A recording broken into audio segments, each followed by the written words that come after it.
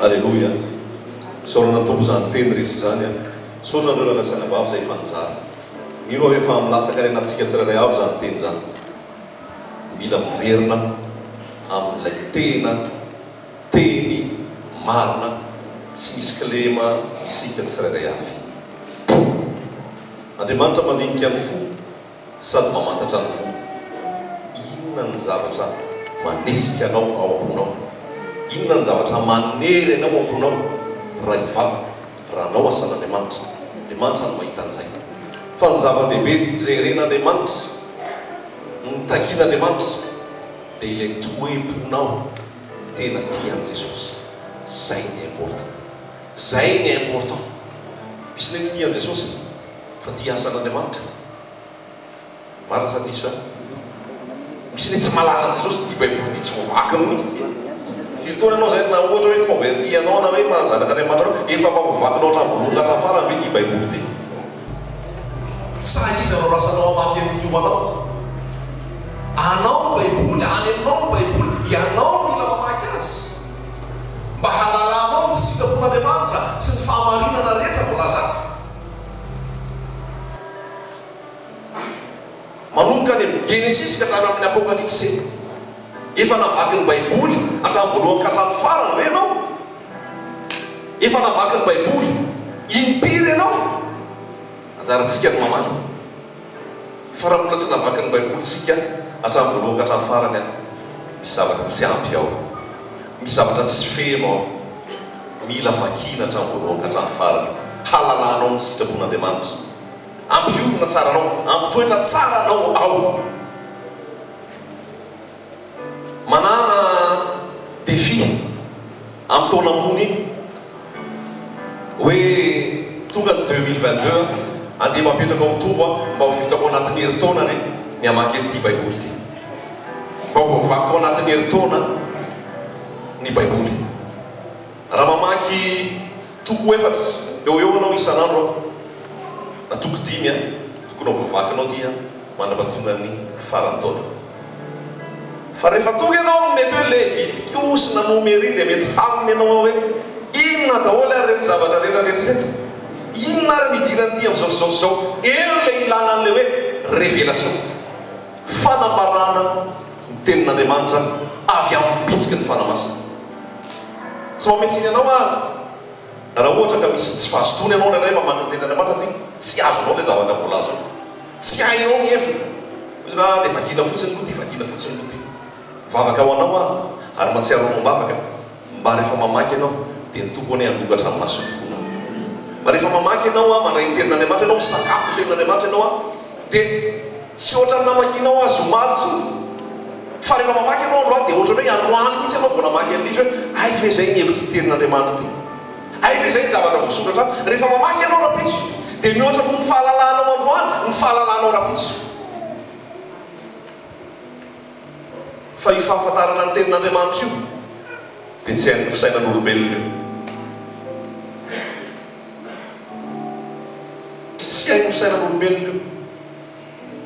Tsy resaka hoe manana doctorat zao dia mahay Baiboly, tsy resaka hoe olona tena hoe intelligent be ary malala tsara resaka littérature sy histoire dia malala ny sitrapon'Andriamanitra. Hafa be ny an'Andriamanitra, hafa be ny an'Andriamanitra. Ary Andriamanitra manohatra ny mpiavinavina, fa Andriamanitra manome fahasoavana ho an'ny manitry tena. Zany hoe ny toe-ponao, ny toe-poko rehefa hamaky ny tenin'Andriamanitra dia manana fahanitretena, mangetaentanao a Jesosy. Aza mamaky boky ohatrany hoe hamaky roman na hoe hamaky gazety, fa atao ohatrany hoe dinidinika amin'Andriamanitra ianao rehefa mandray ny Baiboly. Atao ohatrany hoe hitafatafa hiaino azy ianao, hisakafo ianao rehefa mandray ny Baiboly.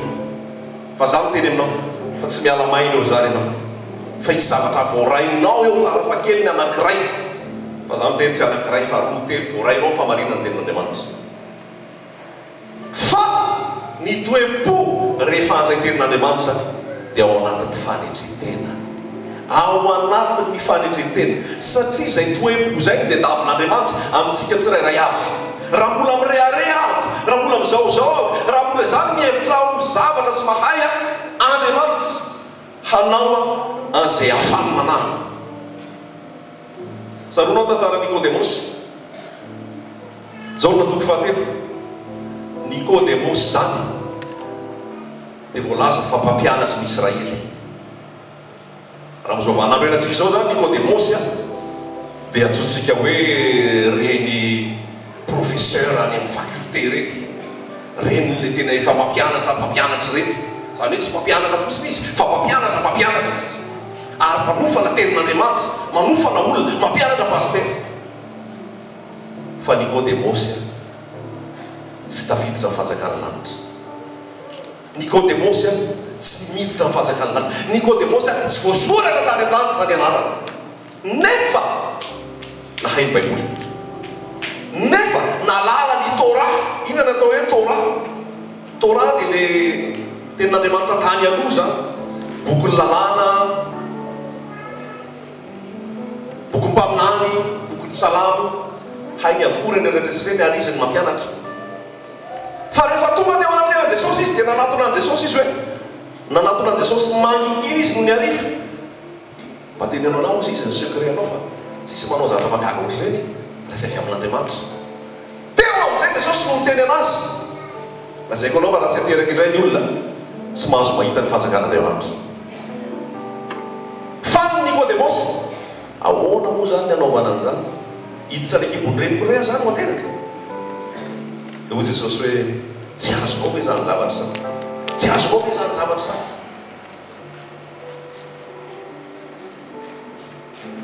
Ny ateraky ny nofo dia nofo izy, ny ateraky ny fanahy dia fanahy. Ianao fa izy mpampianatra ny Israely dia tsy malala zany famarinana zany.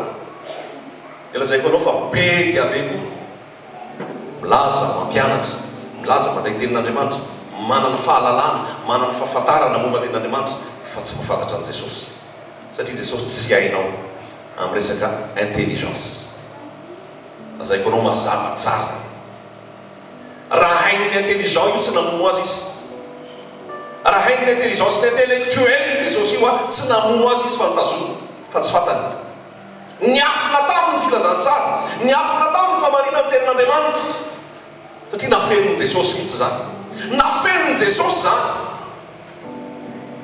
Hay Nikodemosy ty mpampianatra ny lalàna ty, mpampianatra ny Israely ty, tsy mahalala akory hoe mila mibebaka ane, mila teraka avy any ambony ane, mila teraka avy any ambony. Zay foana le mesatsika io hoe saiko ny zavatra any ambony any mitoeran'ny Kristy, ka tsao ny zavatra any ambony any mitoeran'ny Kristy. Inona zay? Fibebahana.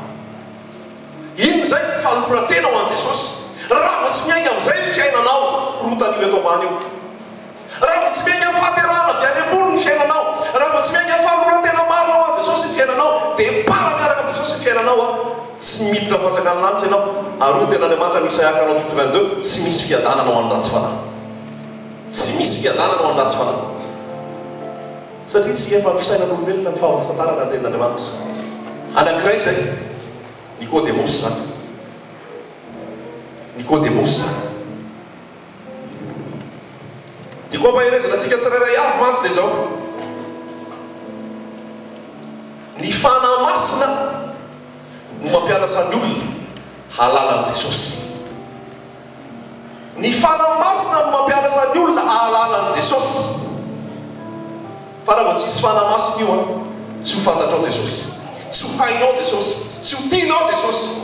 Fa ny fanahy masina mila raisinao, dia manana révélation ny amin'ny Jesosy ianao, manana fahafantarana ny amin'ny Jesosy ianao, malala ny mombamomba azy rehetra ianao. Ny histoire zany tsy mahavonjy zany. Raha ianao daholo ny histoire ny Babilône, histoire ny Chaldéane, histoire ny Pompéi, histoire zao e, tsara ny histoire. Fa histoire zany mila ampina fanahy masina zany halalanao an Jesosy. Ny Hebreo zany teny Hebreo zany, mahay teny Hebreo, mahay teny Grika, tsy mahavonjy zany. Hoe mahay manoratra teny Hebreo, mahay manoratra teny Grika, mahay an'izao teny Latina, mahay an'izao rehetrarehetra zao, tsy mahavonjy zany. La ny andro reraka fotsiny. Fa ilana ny manana ny fanahy masina, afantaranao an Jesosy Kristy tompo. Tamin'ny fotoana anankiray dia hoy Jesosy ao Matthieu 5:40, Natsono ny mpianatra dia hoy izy mba tsy mpianatra mba ahoana hoe ny filazan'ny olona momba renareo any ataon'olona hoy za dia namarina mpianatra sasany teny hoe Eli, sasany teny hoe anankiray amin'ireo mpaminany, sasany teny hoe Jaona mpanao batisa, samy milaza ny filazany teo daholo. Dia Jesosy nanontany ny mpianatra amin'izay avy eo fa ianareo manao anao izy. Dia tonga zany ny tenin'i Petera, ianao Kristy zanak'Andriamanitra velona, ianao Kristy zanak'Andriamanitra velona, 20 sur 20 hoy Jesosy. Dia hoy Jesosy, sambatra ianao Simona Barjona fa tsy nofo aman-drano nampianatra anao zany fa niraik'izay ny an-danitra. Sambatra ianao fa tsy nofo aman-drano nampianatra anao an'izany. Iza moa i Petera io? Mpanjolo. Raha mpanjolo io zany resaka manamboatra lakana ny ainy io, resaka karpa sy baraoasy tilapia ny ainy io. Tsy nandalo faculté de théologie zany, tsy nandeha école biblique zany, tsy nandalo an'izao cours zao zany.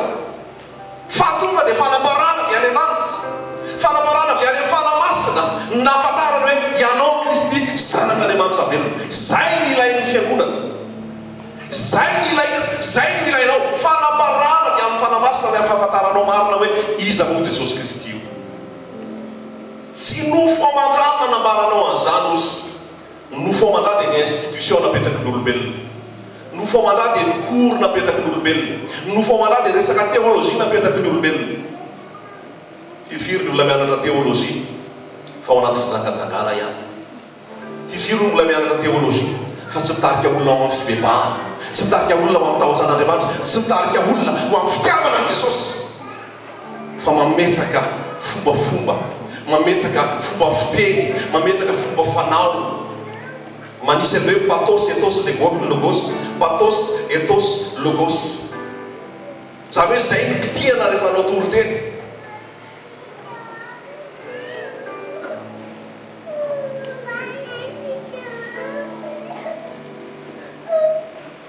Ny pathos dia any amin'ilay sentiment anao no kitihana mba hangoraka ianao, mba voakasika ianao.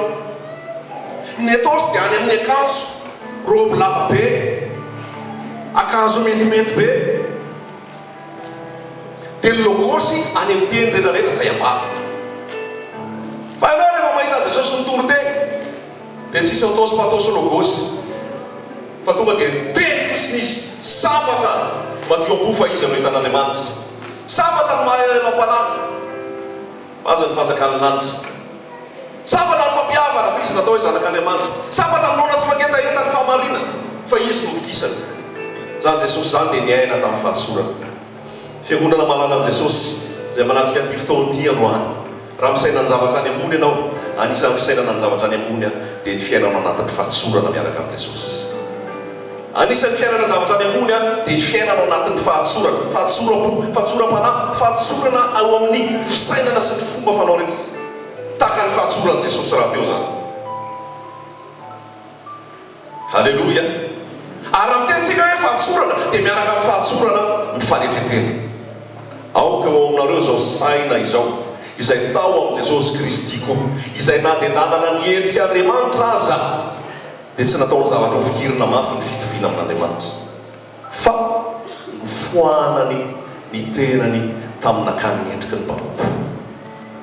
Ary rehefa hita fa naka ny endriky ny mpanompo izy, zany nananantan'Andriamanitra azy. Ao amin'ny anaran'i Jesosy mandao-lehan'ny lohalika rehetra, na ny any an-danitra, na ny aty ambony tany, na ny ambany tany sy any kely lela rehetra, fa Jesosy Kristy no tompo. Sainy ny zavatra any ambony, katsao ny zavatra any ambony. Aoka ao aminareo zao sainy zao izay tao amin'ny Jesosy Kristy koa, na dia nanana ny endrika Andriamanitra azy izy, tsy nataony zavatra ho fikirina mafy zany fa nofoanany tenany. Zay le toetran'i Jesosy zay, nofoanany ny tenany. Rehefa nofoanana ny tenany zany tsisy tsony, tsy mizaozao zany, tsy mirehare, tsy miboe. Inona ny filazantsara hitanao nefa amin'izao fotoana? Filazantsara ny culte de personnalité, filazantsara manindrahindra olona, manindrahindra lehilahin'Andriamanitra, manindrahindra vehivavin'Andriamanitra, manindrahindra anarana fiangonana. Tsy misy anarana tokony omena voninahitra, afaka sy anarana tokana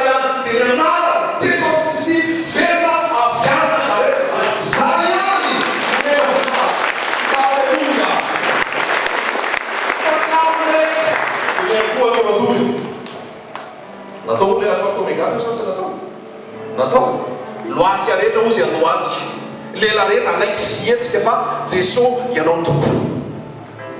Halleluja. Ho anao mpanompon'Andriamanitra, mpihira, mpitendry, mpizara ten'Andriamanitra, mpampianatra, formateur, ninona asanao apetrahan'ny tompo anao dia zao. Rehefa vita ny asa namanaovana anao dia teneno hoe mpanompo tsy mahasoa ianao. Teneno hoe mpanompo tsy mahasoa ianao fa zay tokony nataonao ihany no natao. Halleluja. Fa tsy anao midera, tsy anao miatsy, tsy anao voninahitra. Zamanaiky somo Satana ianao na atao hoe Lucifer. Ezekiel 20, Isaia 4:10. Io Lucifer io Satana anjely nivadika tamin'Andriamanitra. Ary rehefa anjely nivadika tamin'Andriamanitra, inona ny andraiky ny tany an-danitra? Nanao fiderana ny andraiky ny tany an-danitra. Nanao fiderana ny andraiky ny tany an-danitra. Ary izy dia teo ambony vatosoa ary fiderana ny natraiketan'Andriamanitra azy. Zany hoe Satana zany, Lucifer zany dia nametrahany tompony resaka mozika, resaka louange, resaka adoration. Tamin'ny fotoana anankiray izy hitany fa tao tsara ny entiny, tao tsara ny zavatra ataony, tao mety ny zavatra rehetrarehetra ataony, dia nikioma izy niodina tamin'Andriamanitra. Ka raha fiderana tokony entina any amin'Andriamanitra, raha fisaorana sy fankalazana tokony entina any amin'Andriamanitra, naviliny nakao aminy, naviliny nakao aminy. Zany hoe lasa nisy déviation. Dia be tabe nanaraka nataony Satana, lasa misy déviation. Tsy hitantsony Jesosy. Raha fisaorana tokony atolotra an Jesosy lasa atolotra ho an'olona. Raha fiderana sy fankalazana tokony atolotra ho an Jesosy lasa ny olona niderana sy ankalazana. Tsia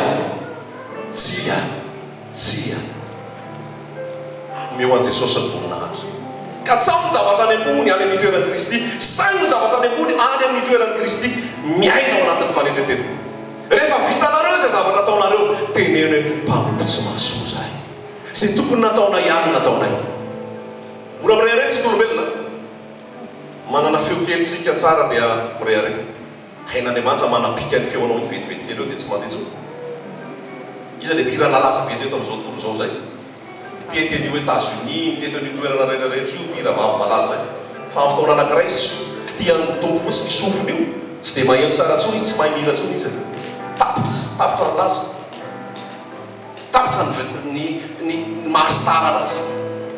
Andriamanitra tsy azo vazivazina, fa hain'Andriamanitra ny tonga dia manapaka tanteraka eo fotsiny ho an'izay mety mirehare sy mizaozao. Ary zay natonga an'Andriamanitra nanongana ny Satana, nanongana ny Lucifer. Dia tsy magagy ianao raha misy mélodie heninao tsara foana rehefa mihira zao tontolo zao. Misy mélodie heninao tsara foana amin'ny feonkira. Satria Andriamanitra nanome an'iny ary Lucifer nomen'Andriamanitra nanao an'izay talenta zay. Fa androany ny talentanao atoloro an Jesosy. Mahay manao sary ianao, hoeto an Jesosy zany. Mahay manoratra ianao, hoeto an Jesosy. Mahay mitendry ianao, hoeto an Jesosy. Mahay mihira ianao, hoeto an Jesosy. Ninona talentanao dia tsy zao lazay, tsy avy aminao io fa avy an Jesosy. Sainy zavatra any ambony any amin'ny toeran'i Kristy, ary eto amponan Jesosy zany. Anazy io dia eto ampona anazy. Halleluja. Zavatra misy mantsy dia zao, ny olombelona dia mora sotoka ary mora manompo olona. Ny olombelona dia mora sotoka ary mora manompo olona. Raha ho misy olona mana fanomezam-pahasoavana anankiray, mana sitrana, manao fagagana, tondra fanafahana, mampahery olona, dia ny risika ao anatin'izay zavatra izay dia izao, lasa tsy Jesosy tsy no hita fa iny olona iny ny antsena. Ary raha vao tsy iny olona iny mitory teny dia tsy tonga ianao. Dia iny foana ny diadavina. Fa iza ny diadavinao, ny akoho ary hain'Andriamanitra nge mampiteny azy anana marasitrapony. Ny borika ary hain'Andriamanitra mampiteny azy hiteny amin'ny balava hoe verena ianao fa tsy mety ty ataonao te. Hain'Andriamanitra mampiasa ny zavatra rehetra. Fa ny olona dia olona ihany, ny olombelona dia olombelona ihany.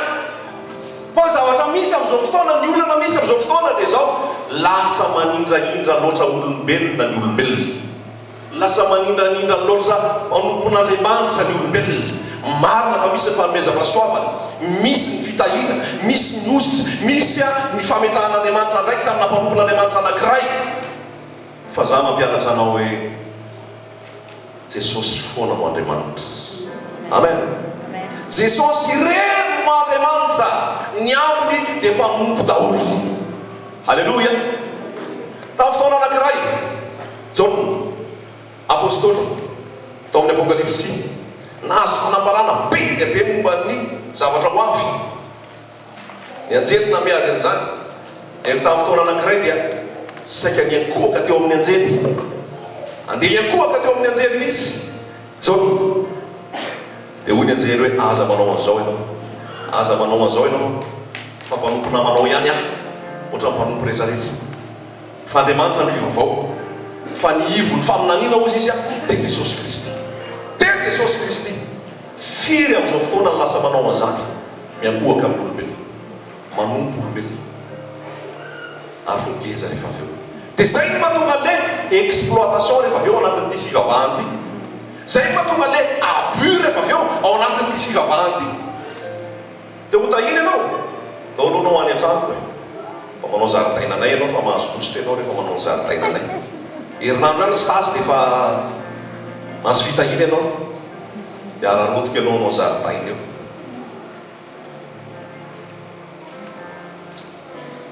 Lao anao mahandro sakafo kao an-trano, atao manasany lampako, atao mpitondra ny fiara, manao an'izao asa rehetrarehetra zao.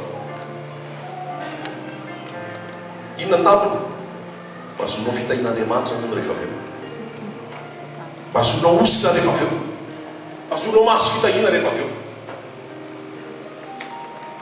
Dia tsy hitenao any amin'ny vady aman-janakao, tsy hitenao any amin'ny tranonao, fa hoe manompo an'Andriamanitra. Tsy zany any fomba fanompony, be da be ny voageza ohatran'izany. Sy raha nabavy zay le niresaka taminay dia ozy izy hoe tamin'izany fotoana izany ozy tsy tadidi toy izay na krismasy na anniversaire moa, dia tany amin'ny nampanompo vavin'Andriamanitra dia tazominy eo aminy any. Eto amin'ny piany ianao manompo aho izy izy. Sainy mahandro ny sakafo le, zay tsy laniko rehefa avy eo dia asainy hoaniko, zay tsy laniny dia asainy hoaniko. Hoano izy izy fa misy osotra ao anao, sisa sakafo fa hoano fa misy osotra ao anao. Zany fitaka, dia da be fitaka ao anatin'ity fivavahana ty. Dia azo fitahina ianao, fidio ty ondapaster ty. Dia azo osotra ianao, misy pinsa paster ty spesial, hoentinao anao izy azonao fiainana. Dia azo fanjena ianao, misy mofo vaovao be nentina avy any Israely avy mihinana azy. Dia azo fanjena ianao, misy rano spesial nentina avy any Jordan zarainao anareo. Ringana ny oloko no nitsiritsiro ny fahalalana. Dia be da be mitoka, aka rano, aka mofo, aka pintsy, aka kosa, aka ondana, hifarombaka famantaranandro, hifarombaka zao rehetrarehetra zao. Tsy tonga Satana, Lucifera manao an'izany. Fitaka izany, tsy zany ny filazantsara, tsy zany ny filazantsara. Zao lazaiko anao, ao anatin'ity fivavahana ity, ao anatin'ity fitoriana filazantsara ity, dia misy le antsoiny ny tenin'Andriamanitra zay hoe ao anatin'io dia misy an'ilay hoe tahaka ny olona voapetaka ny vy mamay. Ny olona voapetaka ny vy mamay zany ohatrany hoe olona hypnotisé.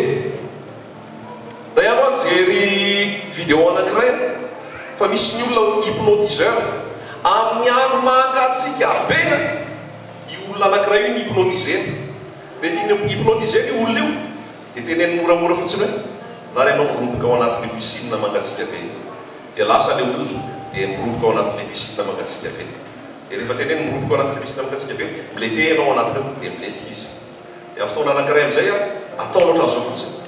Dia afaka le hypnotisme dia tonga saina be hoe latsaka ao anatin'ity rano mangatsika be ity any. Dia za miteny aminao amin'izao fotoana iresantsika izao, be da be ny hypnotiseur ao anatina resaka fivavahana izay mihipnotize olona tsy resaka fotsiny ohatran'izao fotsiny io mitory dia mahatonga an'ilay olona mibabo fa misy fanahy mihipnotize ao, misy fanahy mamitaka ao, misy fanahy ratsy ao izay misarika ny olona.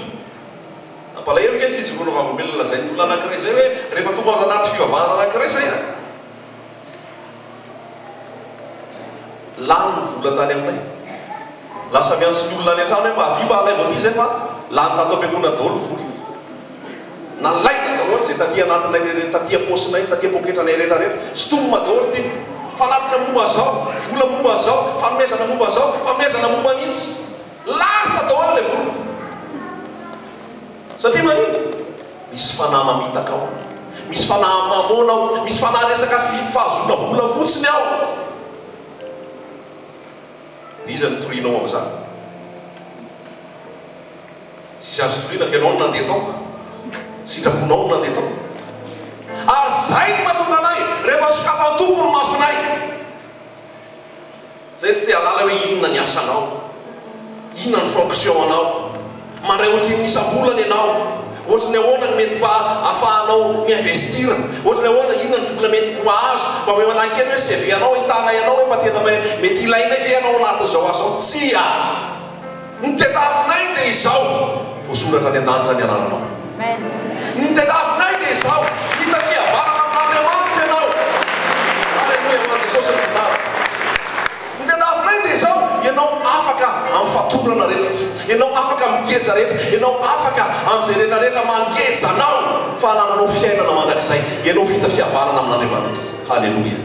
Zay ny mamaky anay, zay ny matery am-panahinay.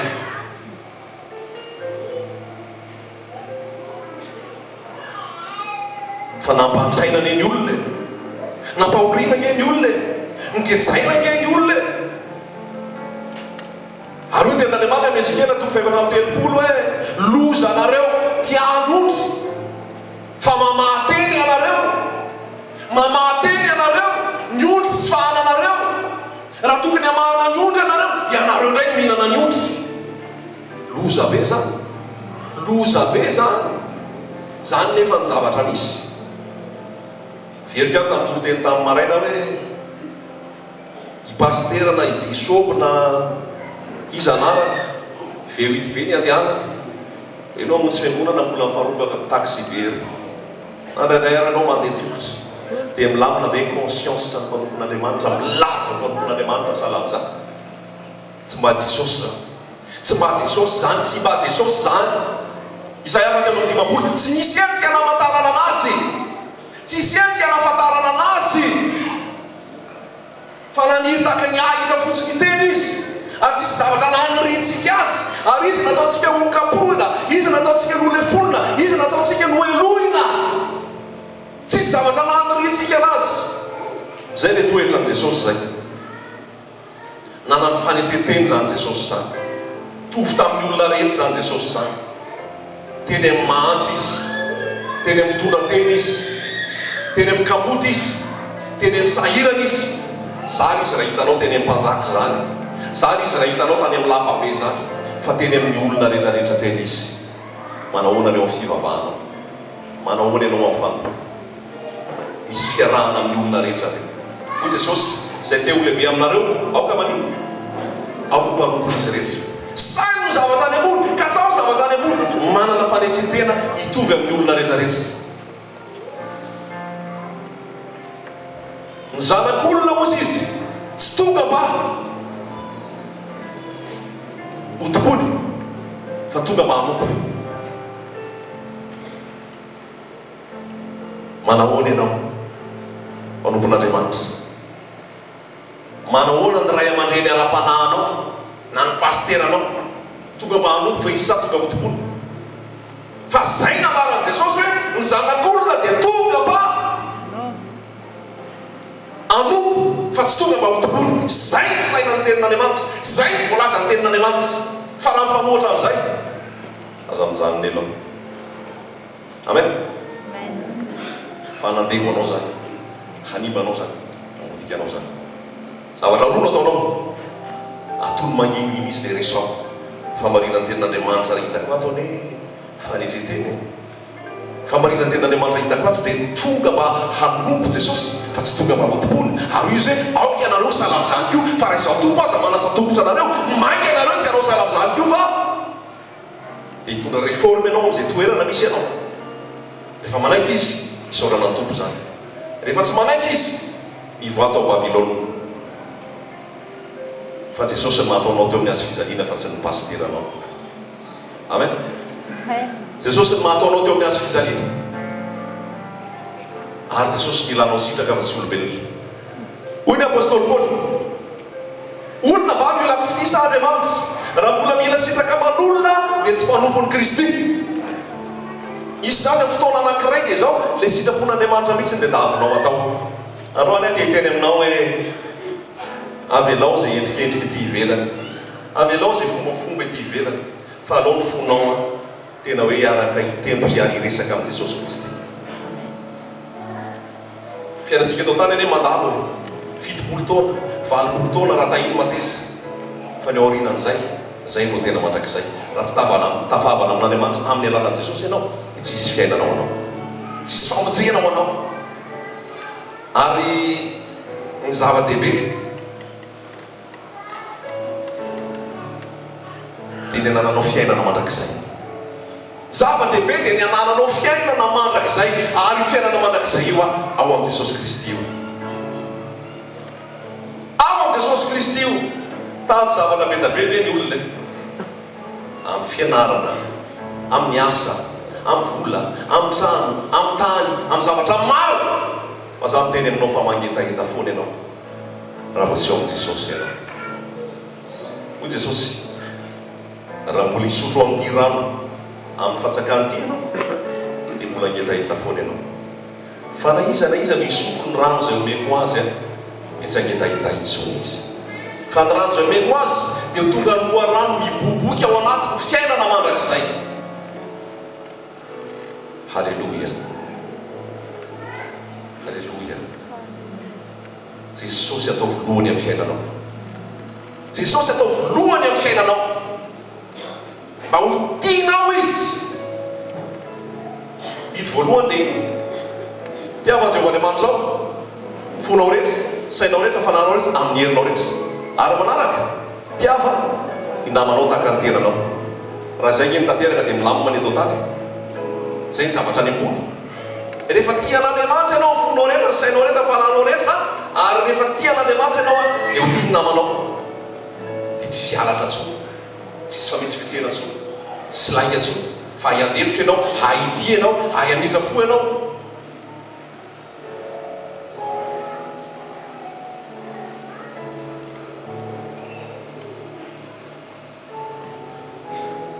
Ivero ny lalànareo, ivero ny lalànareo, mba tsy ho amin'ny fombafomba, mba tsy ho amin'ny anarana fiangonana, mba tsy ho amin'ny anarana olombelona, fa amin'ilay anarana tokana dia Jesosy Kristy zany. Tsy misy mamonjy afa-tsy Jesosy. Inona no ataonao? Ny ataonao dia izao, miaiky ny fahotana. Inona no ataonao? Manolo tena ho an'i Jesosy, mipepaka, mba hazonao famelan-keloka, mba hatonga ny anaranao voasoratra any an-danitra. Fa mahatonga olona velonay ianao androany mandeha an'izao teny izao dia tian'Andriamanitra ianao hanome fiainana be dia be ho anao izy. Tian'Andriamanitra ianao hiainao anatin'ny fitsarana, tian'Andriamanitra ianao hiainao anatin'ny fiadanana, ary Jesosy te hanome anao an'izany. Ka tsy ao ny zavatra any ambony any amin'ny toeran'i Kristy, sainy ny zavatra any ambony fa tsy dia tia-tany, momba an'i Jesosy zany rehetrarehetra zany. Halan'ny olona Jesosy, naivoky ny olona Jesosy, tsy tian'ny olona Jesosy. Fa zay rehetrarehetra manilika an'i Jesosy, zay rehetrarehetra makala an'i Jesosy dia tsy hanana anjara any am-paradisa miaraka aminy. Lazaiko anao fa ny zavatra ho avy dia izao hoe misy ny Jerosalema vaovao, misy ny lanitra vaovao sy ny tany vaovao, misy ny paradisa. Ho aiso anao zany raha mibebaka marina ianao, tsy tapitreto ny fiainantsika. Fa isy le fiainanao arinao ho an'ireo izay nino marina. Hoy Jesosy, tsy misy makany amin'iray afa-tsy amin'izy, amin'ny alalako. Ajanony ny toka, ajanony ny sigara, ajanony ny fombafomba fotsiny rehetrarehetra, androany Jesosy dia hitondra fanafahana feno anao. Za miteny aminao fa rehefa milatsaka ao anatinao ny fanamasina, rehefa tonga ao anatinao Jesosy dia ho rikoriko fahotana ho azy ianao. Tsy forsena intsony ianao hankahalaota, fa misy zavatra nalatsaka ao anatinao ao. Dia rehefa nalatsaka iny zavatra iny ao anatinao iny, ka iny zavatra nalatsaka ao anatinao iny mahatonga anao idiany Jesosy. Iny le semence, iny le vo, iny zavatra nalatsaka ao anatinao iny mahatonga anao hankahalaota. Alleluia. Tana Jehovah tsy fa mahavotsy, sofiny tsy landalovana fa mare, fa ny elokareo ny hevitra mampisaraka anareo amin'Andriamanitra reo. Izany hoe ny atonga anao vita fihavanana amin'Andriamanitra dia ody io mila potehana. Ny anapotehana ny ody io ny rano Jesosy. Ny anapotehana ny ody io ny azo fijaliany Jesosy Kristy. Ny anapotehana ny ody io dia ny famontsena nataony Jesosy teo amin'ny azo fijaliany. Tiany Jesosy ianao izay mihaino ahy eto androany. Tiany Jesosy ianao izay mahita eto io androany. Io tsy resaka trano fivavahana. Ilaina ny trano fivavahana. Ilaina ny manana communauté. Ilaina ny manao asa manompo. Ilaina ny manana sampana manao asa. Ilaina daholo zany. Tsisy maharatsy an'izany. Fa alohan'izay rehetrarehetra izay, ianao misy aloha vita fihavanana amin'Andriamanitra.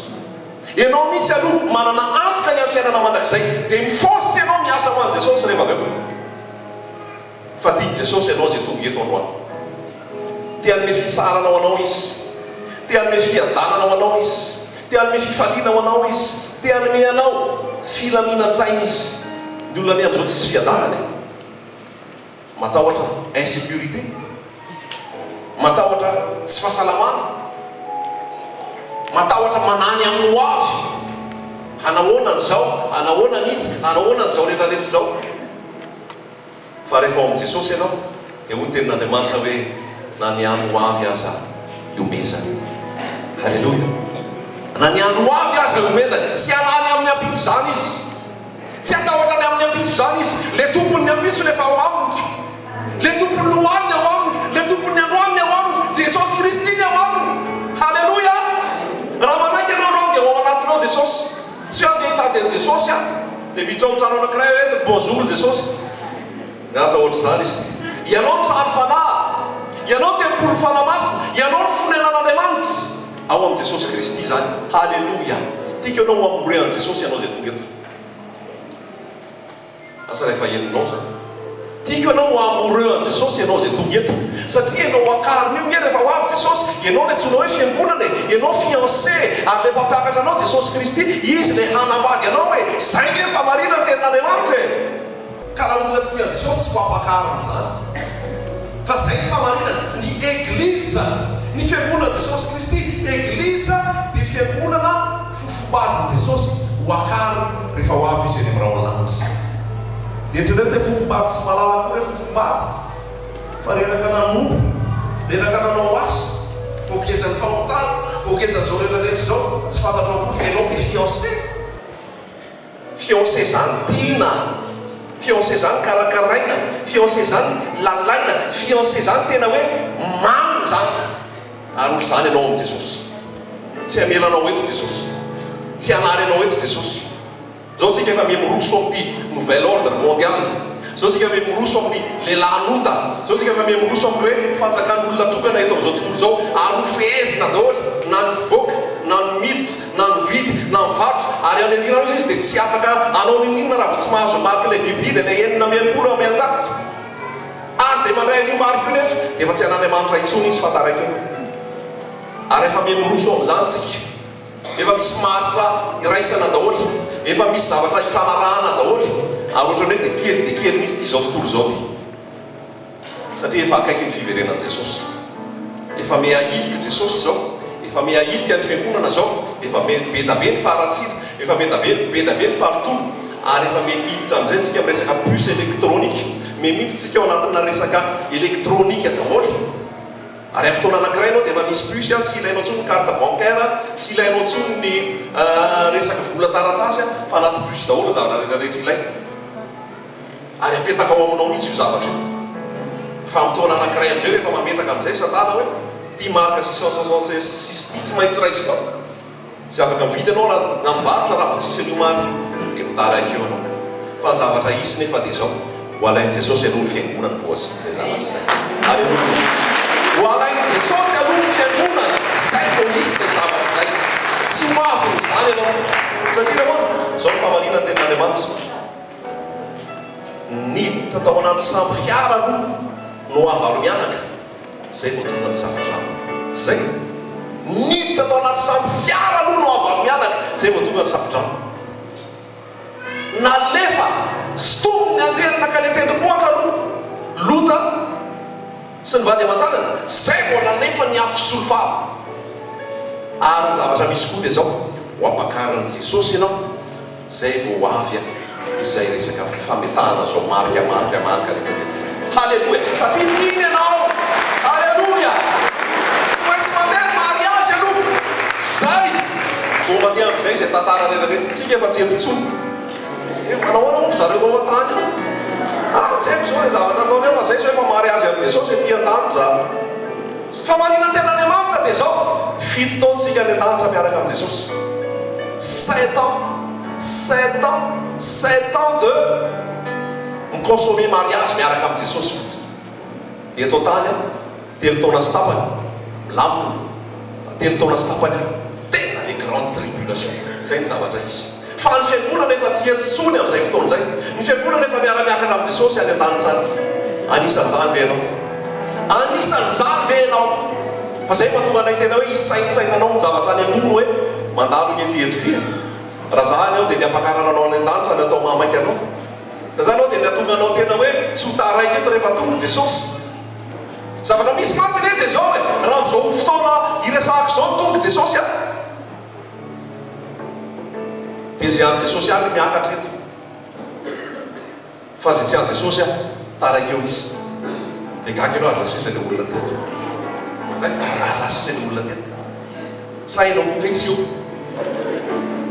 satria zay le hoe enlèvement misy disparition zany subite misy enlèvement mantsavona tapoka fotsiny olona satria zay le mataony Jesosy ahoy Jesosy hoe amin'izany alina zany dia isy roa eo am-pandriana ny ray moraisina ny ray mavelo ianao anisan'le moraisina sa le mavelo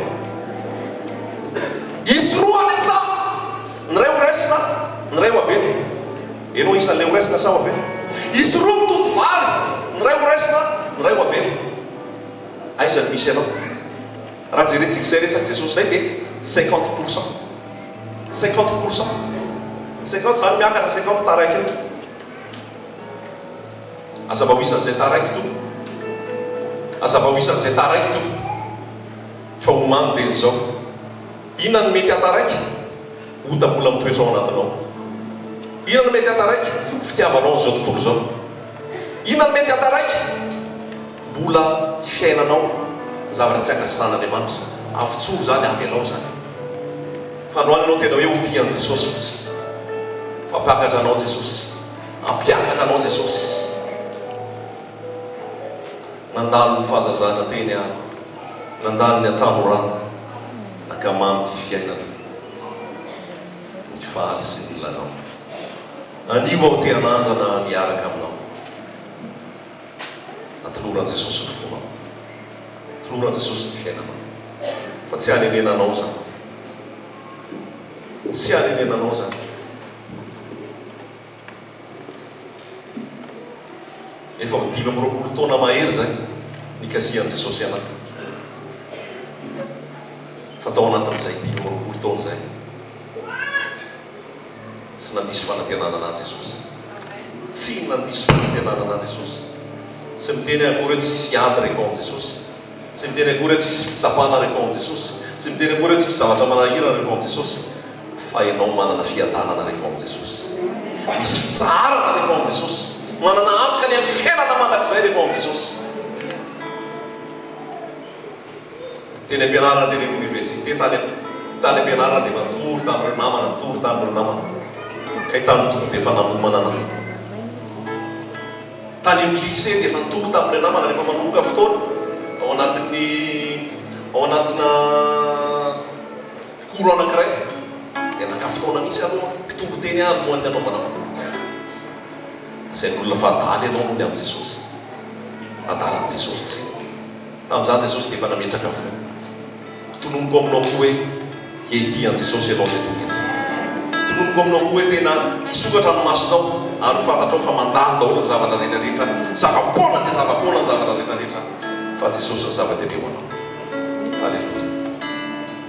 Manasanao ianao tiry tia fisaintsainany amin'ny fiainanao ary anoranao ny tenanao ho an'i Jesosy.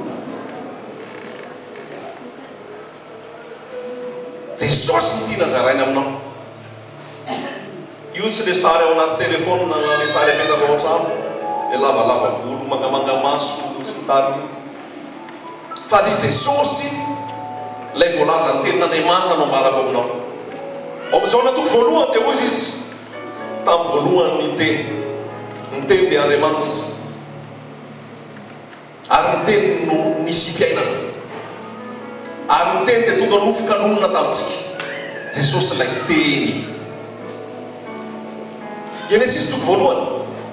Tamin'ny voalohany Andriamanitra nahary ny lanitra sy ny tany tamin'ny alalan'ny teniny nampiasainy. Jesosy io teny io. Io tenin'Andriamanitra io dia Jesosy. Zany hoe rehefa miditra ao anatinao koa io teny io dia manasitrana anao io. amen. Zay ratraponao any, zay alahelonao any, zay ozona nataon'ny olona taminao any, misy teny androany milatsaka. Jesosy Kristy no anarany latsaka ao aminao, tapaka ny ozona amin'ny fiainanao. Miala ny ratraponao amin'ny anaran'i Jesosy, miala ny alahelonao amin'ny anaran'i Jesosy, satria ilay teny dia mitondra fiainana. Jesosy Kristy no anarany. Halleluja. Zany ny Jesosiko zany. Efa tonga ao anatinao io teny io, io teny io mamelombelona anao, io teny io nazonao fiainana, io teny io nazonao fampahirezana. Amen. Zao na toko faharoa, novainy ho lasa divainy rano. Tamin'ny fotoana anankiray nisy ny mariage, lany tampoka ny divay, tsy ampy ny divay. Nanatona an'i Jesosy ry zareo. Ho Jesosy feno rano reo tavy reo, ary rehefa feno rano reo tivozy dia atolory amin'ny mpanasa, atolory amin'ireo olona saina. Rehefa narosy ny divay, gaga le olona. Ny fataon'ny olona rehefa manome divay ohatran'izao dia zay tsaratsara no mody arosony amin'ny voalohany, fa rehefa mamimamy daholo amin'izay ny olona nasaina dia ny ratsy matony. Fa ny anao dia ozy izy hatramin'ny farany dia divay tsara foana ny natolotrao. Halleluja. Tsy hay fatao patika atao kay mirakla be misy le rano novay Jesosy divay, iny kay tsara indrindra tao. Halleluja. Zany nataon'i Jesosy aminao ihany. Zay zavatra mety hoe zavatra tsisy fotony, zay zavatra mety hoe tsisy endrika, zavatra mety hoe ao anatin'ny faharitrana tsisy ninona azo atao, rehefa hoentinao eo amin'ny Jesosy zany, Jesosy mamorona ny tsy misy, mamorona ny misy amin'ny alalany tsy misy. Zay no Andriamanitra tsy toa azy, novainy rano lasa divay. Ary tsara indrindra ny nataony. Zaho miteny aminao fa rehefa manomboka asa tsara ao aminao Jesosy, dia mamarana ny asa tsara ao aminao izy. Halleluja. Rehefa manomboka asa tsara ao aminao Jesosy, dia mamarana asa tsara ao aminao izy. Halleluja. Ataonao fatiatoka izao tontolo izao, ataonao fatiatoka ny zavatra rehetrarehetra no ny finoarana ny fahatsarana, fahalalana Jesosy any. Fa ao amin'i Jesosy dia misy tsirony foana, misy maminy foana. Tsy hoe monina aminaina be koa zany Jesosy zany, makaleo be koa zany ao amin'i Jesosy zany. Ao amin'i Jesosy dia lazaiko anao fa en couleur, en couleur. Misy karazana zavatra mahafinaritra be da be, misy aby ao fa manafaka anao izy, misy zavatra manahirana anao fa mitondra anao fandresena foana izy. Raha tsisy ke manahirana, tsy hitanao hoe manala manahirana Jesosy. Hiteny fotsiny anao hoe manala manahirana, fa le manahirana raha tsisy akoho. Fa atao misy mihitsy ny manahirana mba any olo fa izy manala zay rehetrarehetra manahirana. Halleluja. Izy zao manala manahirana rehetrarehetra, sakany atao amin'ny anaran'i Jesosy mamonako fa hanala zay manahirana aminao Jesosy. Ary fomba magaga tsy takatry ny saina nanaova Jesosy intervention amin'ny fiainanao, mamahany azay rehetra mamatotra manahirana manavesana anao. Fa Andriamanitra tompony rehetrarehetra no misy zava-magaga zay tsy hainy fa. Halleluja. Ho amin'izao na toko fahatelo, tonga ny maître. Izy ny tena maître fa tsy Nicodémosy. Jesosy ny tena maître. Nampianatra ny Nicodémosy izy mipetrahanao ry Nicodémosy, tsy hainao akory ny fahaterahana avy any ambony. Zay le Jesosy Kristy zay. Zao na toko fahaefatra dia hoy Jesosy mahatsy an'ilay vehivavy Samaritana, izany miarano velona ho anao. Ianao mieritreritra mety ao amin'ity tendrombohitra ity foana, mivavahana fa ny zavatra tedaviko dia hivavaka amin'ny fanasy amin'ny fahamarinana. Tsisy resaka lahady-tsony io, tsy resaka sabotsy-tsony io, io tsisy resaka tsony hoe Pâques na Krismasy na Pentecôte, fa isan'andro isan'andro, any an-dakozia, any am-pianarana, any an-tokotany, any anaty trano, eny an-jaridaina, eny an-tokotany, naiza naiza dia mivavaka fanasy amin'ny fahamarinana, miaraka amin'ny Jesosy Kristy tompo ianao satria ianao tempolo ny fanamasina. Halleluja. Zay koa Jesosy zay. Tsy miala aminao io, tsy miala aminao io. Misy fotoana ianao mety mandeha voyage, adinonao tampoka ny fanafody, na hoe adinonao tampoka ny entana anankiray, fa Jesosy tsy adinonao zany fa atao bo foana. Halleluja. Tsy adino zany fa ao foana. Nasena didino raha dia mivavaka hoe milanao an Jesosy. Tsisy andienjehako no aka Jesosy ary an-trano no zava-taraiky any izy. Tsia fa lasa amin'ny fahamarinana présent ao anatinao Jesosy. Halleluja. Jesosy dia omniprésent. Ino zany hoe omniprésent zany? Eo foana izy, manatrika eo foana izy. Jesosy dia omnipotent. Ino natao hoe omnipotent? Manam-pahefana amin'ny zavatra rehetrarehetra izy. Alleluia. Ary Jesosy dia omniscient. Inona natao hoe omniscient? Malala ny zavatra rehetrarehetra izy. Malala ny zavatra rehetrarehetra izy. No avinao io dia efa fantany. Ta fotoana anankiray eny sampainy fotsiny mpianatra eny. Avy nampianatra Jesosy nandritry ny fotoana elaela dia ozy izy masin'ny ozy ny mpianatra hoe raha vao amin'izay ny olona fa tany hevitra ty tsisy sakafo. Dia ozy Jesosy hoe omenareo hanina izy. Dia Jesosy nitsapa anazy fotsiny fa efa fantatry Jesosy zay ho atao. Ka Jesosy anao miracle rehefa avy eo ampitombo mofo dimy sy ny hazan-dranono. Ampitombo mofo dimy sy ny hazan-dranono Jesosy efa fantany zay ataony. Ny amin'ny fiainanao koa dia efa fantany zay atao. Omniscient, malala ny zavatra rehetrarehetra izy. Halleluia. Zany ny Jesosy ko zany. Zany Jesosy zany tiako zaraina aminao. Sambana anay miaraka amin'ny Jesosy. Na tsisy vola ary any am-paosina, na be ara ny ady ny fitsapana, ianao manana fiadanana sy fitsara. Satria ilay mpanjakapajaka ny tomponao ary ianao connecté any fanjakan'ny lanitra foana. Rehefa tonga Jesosy misidina ho azy fotsiny ianao na misy vola na tsisy vola. Halleluia. Ke rehefa tonga Jesosy miakatra any fanjakan'ny lanitra ianao tsisy problème. Halleluia. Fotoana anankiray dia hoy Jesosy amin'ny jaona toko fadimy hoe ho avy fotoana izay andrenesan'ny olona any am-pasana ny teny. Ary izay maty ara dia ho velona indray. Halleluia. Jaona toko fahenina, jaona toko fafito dia milaza indray Jesosy hoe zaho no mialoha rano boboky ao ambonao. Dia ilay fanamasiny zany. Io fanamasiny io ilainao io andehananao ny sitrapon'Andriamanitra amin'ny zavatra rehetra. Ao amin'ny jaona toko fahavalo nisy condamné à mort tao. Tonga dia olo ny olona andeha hitora-bato amin'ilay vehivavy azo olona tanana nijangajanga. Rehefa tonga teo anatrehan'i Jesosy izy, Jesosy niondrika fotsiny. Ary rehefa niondrika Jesosy dia ozy izy mahasain'ny olona hoe zay tsy namota taminareo aoka hitora-bato azy. Tsisy sanitoraka satria namota daholo. Dia hoy Jesosy aiza ilay olona nanameloka anao reny? Tsisy sananao izy izy, za kozy izy tsy manameloka anao. Amin'izao sisa aza manota intsony. Anao eto androany ianao zay mihainao na firifiry ny ota nataonao. Inona zavatra rehetrarehetra efa nataonao? Androany Jesosy tsy manameloka anao. Androany Jesosy tsy manameloka anao fa hoy Jesosy hoe za mamela ny helokao. Alleluia. Za mamela ny helokao. Za mamela ny helokao. Fa zao lazainao amin'izao sisa aza manota intsony. Amin'izao sisa aza manota intsony. Mitoko hery ianao mandehananao amin'ny sitrapon'Andriamanitra. Halleluia. Amin'izao natoko fafolo dia miteny Jesosy hoe be da be mpangalatra sy jiolahy. Mpangalatra tsy avy raha sy angalatra fotsiny amono andrikany fa zao avy amin'ny fiainana be dia be. Mitady mpiandry tena tsara ve ianao? Jesosy natoroko anao. Tsy matoro io 24 heures sur 24 heures fa mive anao. Pasteranao nge matory amin'ny alina. Azonao izy maty ny telefona. Izy koa ary manana ny olana. Izy koa ary manana zavatra manahirana anazy. Izy koa ary mety marary. Izy koa mety visaka. Fa ilay tena pastera amin'ny pastera Jesosy Kristy no anarany tsy mety marary zany. Tsy mety visaka zany. Tsy mety reraka zany. Tsy matory na rendremana ny mpian'ny Israely. Jesosy Kristy no anarany. Io no atoroko anao ihany koa. Io no mpian'ny tsara. Halleluia. Mpian'ny tsara. Mamolotra ny ainy. Amontsy ny ondry. Jesosy zany. Jesosy zany. Be da be mercenaire amin'izao fotoana. Ny amono sy angalatra anao no ataony. Andriany. Fa Jesosy tsy mercenaire. Père Noël zany mercenaire. Tatabe Noël. Pialaro zany koa fa tsisy tatabe Noël zany so.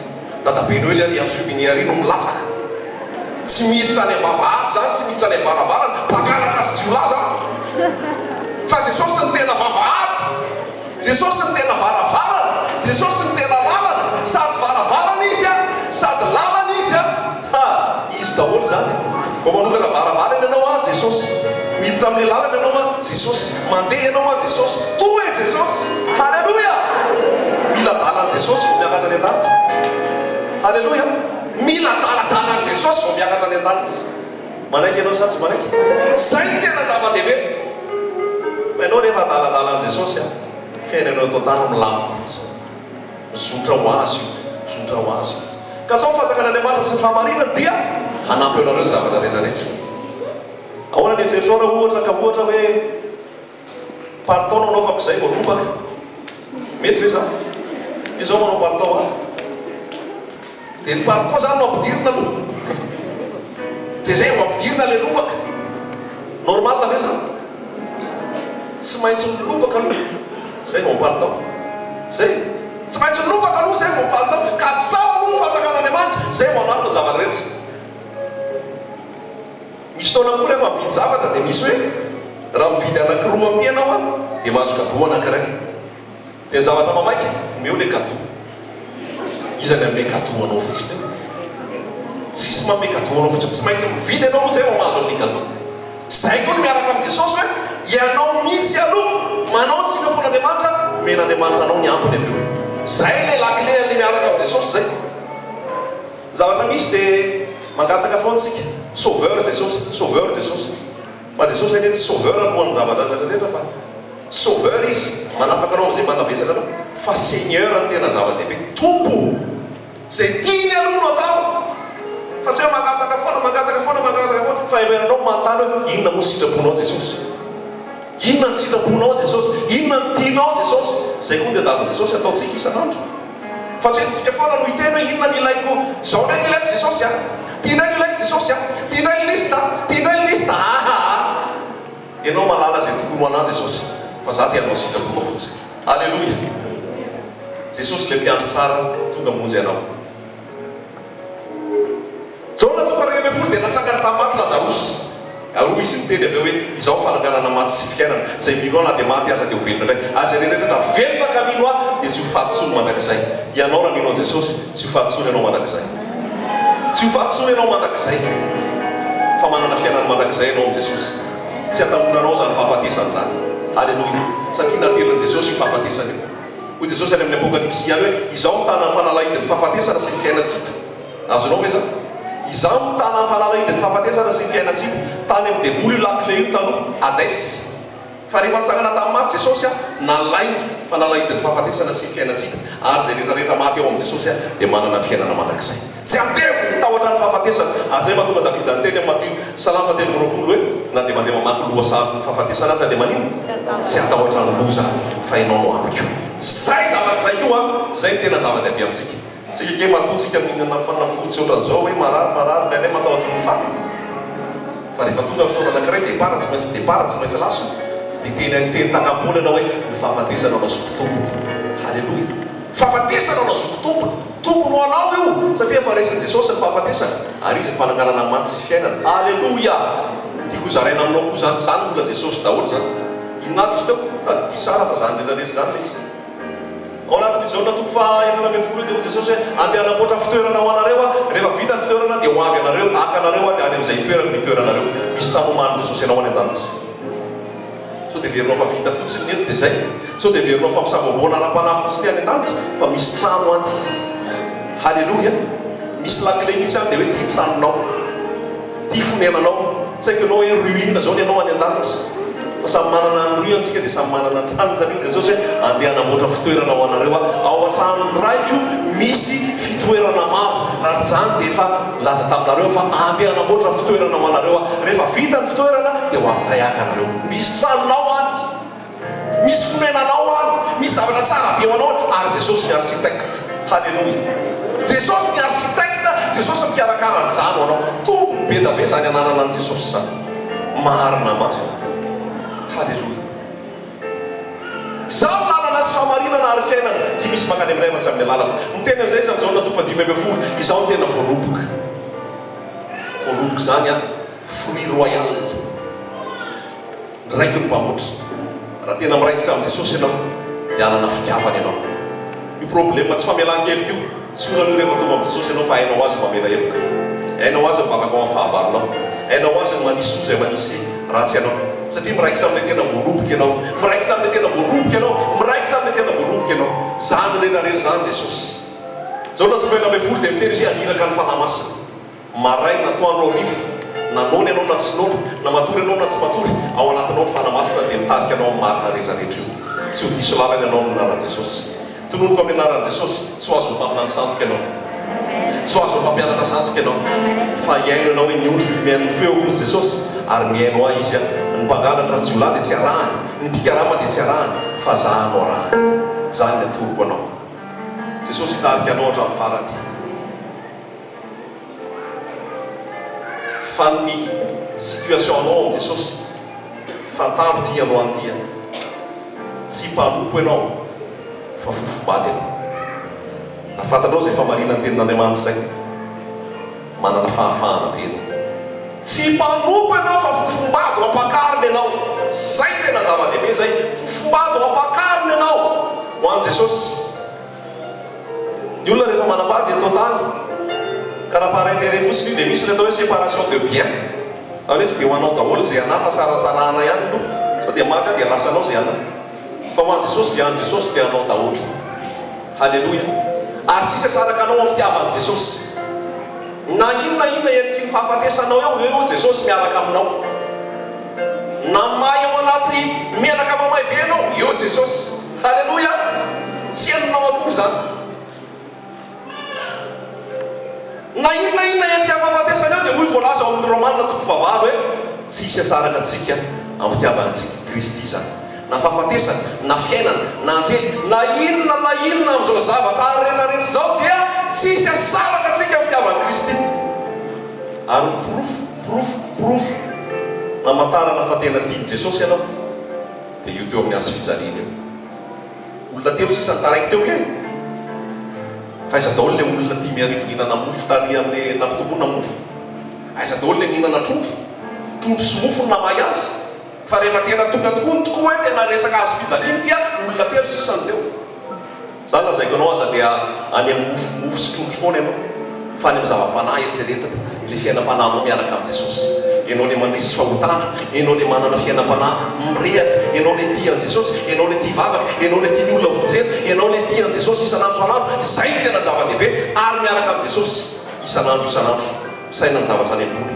Teo amin'ny azo fijaliana Jesosy ny hafarany noho ny fitiavany ianao. Tsy nialy izy na anaiky ianao na tsy anaiky, fa nanaiky nombona teo izy, nanatsaka andany izy anadiovana anao. Inona reno avalinao e?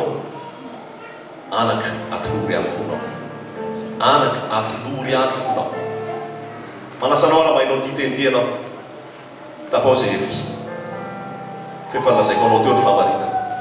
Lazaiko anao teo momba Jesosy. Atoloran Jesosy ny fiainanao. Atoloran Jesosy ny fiainanao. Fa izy ny fiainana be dia be anao. Izy melanelokao. Izy anadio lasanao rehetra zay mampatahotra anao sy tsy tianao eritreretina intsony. Hanadio izy, hanome casier judiciaire vaovao izy, hanamasina izy, hanadio, hanamarina, hatonganao olo vaovao izy. Satria raha misy olona aiza ao amin'ny Kristy dia olo vaovao izy. Lasa ny zavatra taloha, indreo efa tonga vaovao reo. Jaly ianao raha tsy eo amin'ny Jesosy. Ory ianao raha tsy eo amin'ny Jesosy. Androany fantatro fa tsy vao zao anao mahainao zany hoe fitiavan'i Jesosy zany. Fa efa be da be ny aminao fa mbola mihodina foana ianao. Amin'ity androany ity aza mihodina tsy fa atoloran Jesosy ny fonao. Tonga dia tena fotsiny manaiky ianao mpatsaka foko a Jesosy. Manaiky ianao mpatsaka ny fiainana koa Jesosy. Manaiky ianao ho tompo sy mpamotsy koa Jesosy. Mazoto famelan-kely koa zay soto'ny fiainana mandrakizay. Fa raha ataonao amin'ny fonao mihitsy zany a, sokatra ny lanitra ho anao. Voasoratra ny lanitra ny anarana. Voavela ny elokao ary mitombo mikarakarana. Ny eto tany. Te an-tany androany ho anao eto. Iza ny vonina nanolo-tena ho an'i Jesosy. Averiko tsy hoe zay olona efa nanolo-tena ho an'i Jesosy hoe nanolo-tena ho an'i Jesosy. Raha efa nanolo-tena ho an'i Jesosy ianao efa sava zany efa vita. Fa tsy ianao no averiko hitsangana. Fa zay olona mbola tsy nanolo-tena ho an'i Jesosy ato misy androany hoe zay izy ho matsapan'izany hoe ay mihinan'izay fanoloran-teny zay a, babonao an'i Jesosy tia nanolo-tenanao tia hanome fiainako ho anao androany. Romanina 9:20 ho amin'izany ho famirapon'Andriamanitra mangataka anareo raha lampahatotrareo ny tenanareo mifanatitra velona masina tsika Andriamanitra inolinona ny taniko.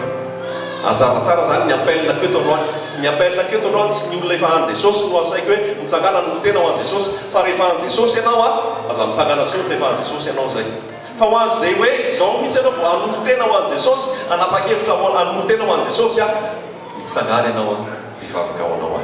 Mazava amintsika ve zay teniko zay? Rehefa aveo a mbola mititsika eo zay fitariana fanamasina ho anao zay vao amin'ny Jesosy a, raha mila manolo tena sy manaiky azy ianao. Fa ho an'izay tapa-kevitra eto anao tena mbola lavitra anao a, mbola tsy ao amin'ny fanjakanao a, mbola lavitra ny valanao a, fa tena anaranarana sy fomba fotsiny hatramin'izay fa ka izany mbola tsy zanakao a, anao ny hanolo tena ho anao, mitsangana ianao ny anaran'i Jesosy a, atoloran Jesosy ny fonao dia hivavaka ao anao a.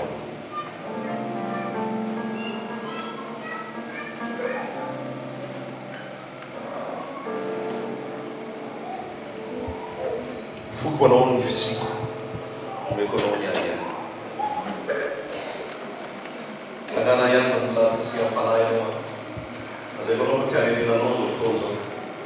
Tsy harenenanao zao fotoana zao.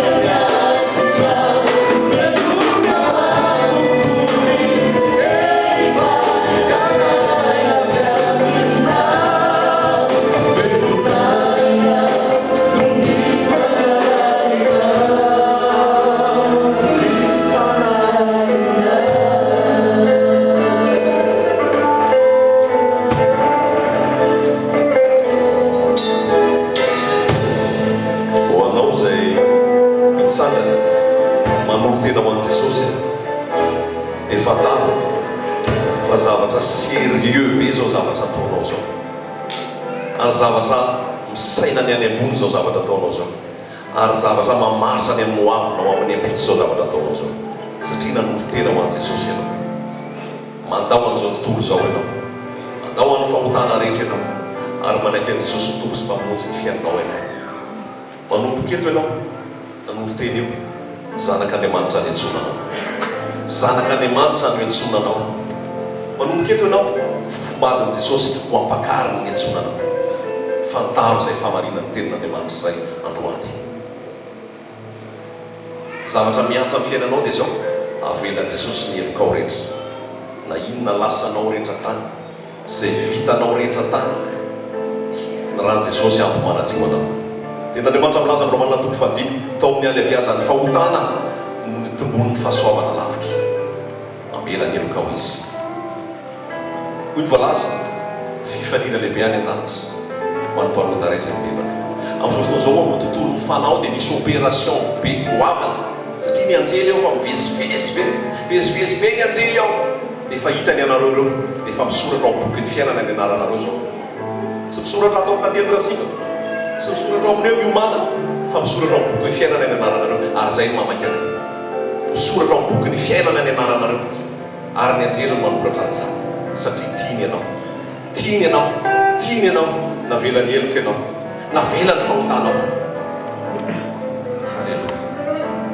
Jesosy misaorany amin'reto olona manompo tena ho anao reto, ianao no mampitsangana azy, ary ianao no mampijoro azy. Fantatro fa ianao mamela ny helo, ary amin'ny fiainany vaovao azy ianao manomboka amin'izao fotoana zao. Tsapan'izao orany teny zao mihitsy hoe misy fiadanana ao anatiny ao, tsapany misy délivrance ny fiainany, tsapany hoe misy zavatra tsy hainy tenenina, tsy hainy tononona, fa tsapany hoe misy fihavanana tafaverina, satria ianao namita ny fihavanana Jesosy. Napetrako aminao izy ireo amin'ny fiainana ho avy rehetra, amin'ny ady, amin'ny fitsapahana, amin'ny fizahan-toetra, ampijoro azy ianao mba tsy hembotra izy, fa ianao miatoky fa eo amin'ny mandrakariva, mikarakara, miampy kolokolo azy. Mikasika ianao Jesosy, ianao izay mitsangana eo, manao transformation eo am-ponao Jesosy, manao transformation eo an-tsainao Jesosy, mahatonga anao isaina ny zavatra any ambony, isaina ny mamomba an'i Jesosy, ity an'i Jesosy ianao. Oh, il m'a touché, il m'a touché,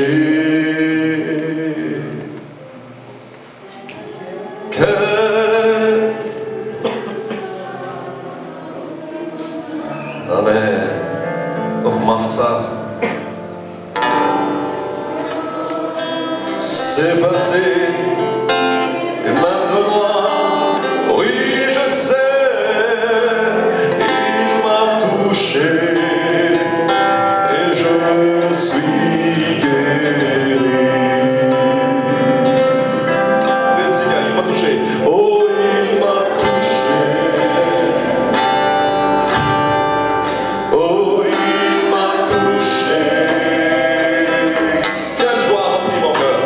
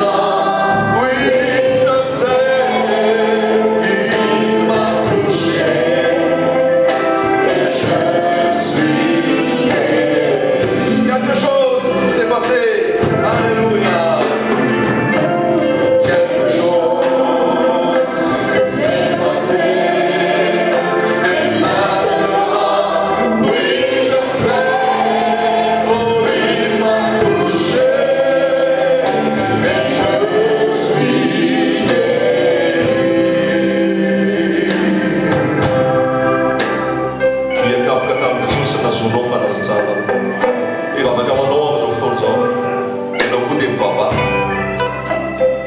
metretra anao fa fiainanao dia tsy zavatra manjary mihitsy metretra anao misy zavatra kasainao atao dia ohatrany rano foana misy fanamfapotehanao anatin'izany fa anao an Jesosy mikasika anao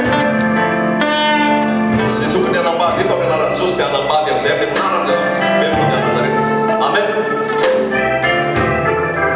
Zay tokony hananasa nefa tsy misy asa azo mihitsy androany Jesosy amin'ny herinandro ity faterahan'i Jesosy aminao zany satria zay no voasoratra atsao zavatra ny mofo anapo anareo zavatra rehetra. Jesosy eo zay rehetrarehetra tsy salama androany dia ianao mikasika ny fo ianao mikasika azy manasitra anazy ianao manala ny rofony sy ny aretiny zay rehetrarehetra asany maizina amin'ny fiainana na amin'ny endriny manao mamoana na amin'ny resaka nofo zany na amin'ny resaka fahitany zany na amin'ny zavatra rehetrarehetra tsapany amin'ny fiainana zany androany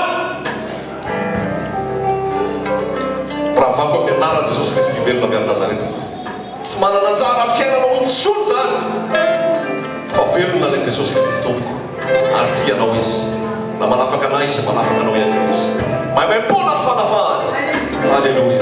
Ary hoy izy na mivavahady ny fiainatsika azy tsy haresy anao na mivavahady ny fiainatsika azy tsy harobaka anao tsisy marobaka anao am-pelantanan'i Jesosy Kristy tompo fa am-pelantanan'i Jesosy no ametrahako ny fiainanao ny mitoetra fiareny izay ny avo indrindra dia monina eo ambany amiko ny tsy tompo Jesosy Kristy ilay vatolampy ijoroanao fa Jesosy Kristy ilay vatolampy anofanao ihany koa zay fikasana tsara rehetra ao anatinao Jesosy any hatanteraka an'izany zay faniriana tsara rehetra ao anatinao Jesosy any hatanteraka an'izany ary tonoko amin'anaran'i Jesosy ny asan'ny maizina tsy hanana anjara tsy hanana fahefana amin'ny fiainanao intsony zany fa ao anatinao dia ny fitiavana an'i Jesosy fitiavana ny fanahin'olona vojery fitiavana ny fanjakan'Andriamanitra sy ny fahamarinany andehananao ny fahamarinany amin'ny sitrapon'Andriamanitra amin'ny zavatra rehetra maharetana ao anatin'ny ady ianao maharetana ao anatin'ny fitsapana ianao fa Lazarosy efa maimbo efa efatrandro zay Jesosy voatoka tsy nanao atosoa izy fa fantany fa zay ny fotoana mamety mba hanehoany fahagagana fa hainy manangana maty mahay manao zavatra rehetra ny fiainanao izy misaora fotsiny amin'ny zavatra rehetra misaora amin'ny fotoana rehetrarehetra ary manana ny fahatokinana azy ianao amin'ny fiainanao manana fahatokinana azy ianao amin'ny fiainanao manana fahatokinana azy ianao amin'ny fiainanao fa zay matoky an'i Jesosy any dia sambatra indrindra. Halleluja. Mametraka ny tokantrano tsirairay avy eo am-pelantananao Jesosy mametraka ny ray mpianakaviana ny renim-pianakaviana ny tanora ny longa Jesosy eo ny tana maherinao Jesosy no atsotranao amin'izy ireo no arovanao amin'izy ireo anasitrana an'izay rehetratra tsy salama ianao na inona aretina ny anaranao dia anarana manasitrana ny anaranao dia anarana ambony ny anarana rehetrarehetra tononoko amin'ny anaran'i Jesosy sitrana ianao zay tsy salama eto aloha ary tsapanao zany fa misoso ny fanasitranana zay tonga amin'izao ora fotoana izao misoso ny fanasitranana zay tonga amin'izao ora fotoana izao misoso ny fanasitranana zay tonga amin'izao ora fotoana izao manasitrana anao mampatazaka anao mampijoro anao ray satria velona zany Jesosy Kristy tompontsika zany sitrana ianao amin'ny anaran'i Jesosy. Halleluja. Halleluja.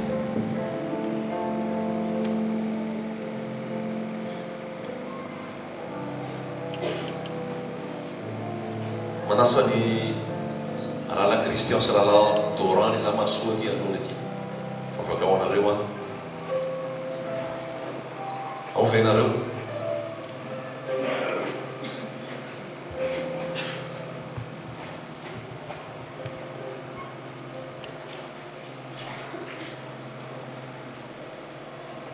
misy olona ihany koa ve avy any amin'ny faritany tonga eto avy any Tomasy na Atsirabe zay toerana lavitra tsy eto Antananarivo. Halleluja. Jesosy mahita ny fitiavanareo azy Jesosy mahita ny etaetanareo satria natongavanareo avy any Toliany avy any Manjanga dia noho izao fotoana izao hamonjy an'izao fotoana izao hitan Jesosy zay etaetam-panahy zay hitan Jesosy zay fikatsahana ny fanjakan'Andriamanitra sy ny fahamarinany zay ary tsy verimainy zany tsy zavatra mahay maneho anatrehan'ny tompo zany fa tena hitan'ny tompo le etaetanareo le finiavana amin'ny anaran'i Jesosy izy mbola nafiery anareo izy mbola ameno anareo izy mbola nositra anareo amin'ny fitoriana izay ataonareo any Manjaka. Naran'i Jesosy miomany ianao rahalahy, fa hitombo ny olona izay magnetaheta ny tenin'Andriamanitra, hitombo ny olona izay maniry hianatra ny tenin'Andriamanitra. Anao dia mianara ao amin'i Jesosy, miafena ao amin'i Jesosy, mijoroa amin'ny autorité izay nomen'i Jesosy ianao. Naran'i Jesosy raiso ny fanahy masina, mameno anao zany.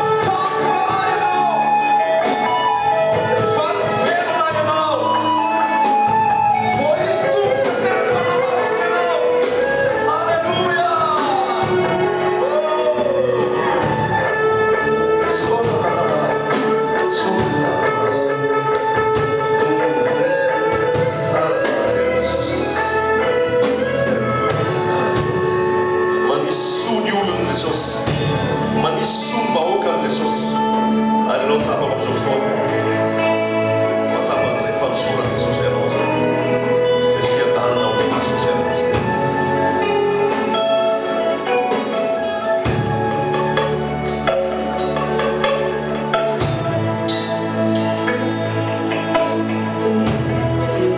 zao tsika dia hivavaka